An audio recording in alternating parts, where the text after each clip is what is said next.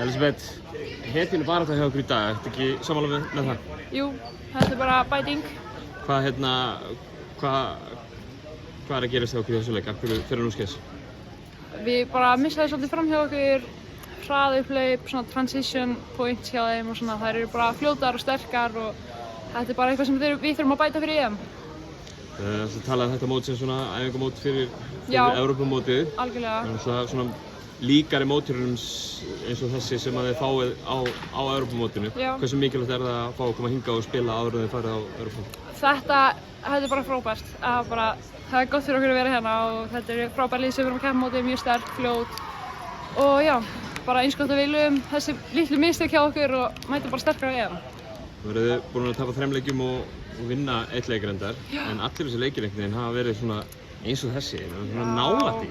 Er ekki leiðilegt að vera ekki með fleiri sigra í farteskinu? Jú, auðvitað. Alltaf skemmtilega að vinna sko, en já. Síðasta leikurinn á morgun á móti Noregi, hvað veitum við norska liðið, hafið þið séð þér eitthvað? Herru, við förum bara að víkja í kvöld eitthvað, á morgun, sjáum til. En þið hafið spilað við þær áður, náttúrulega?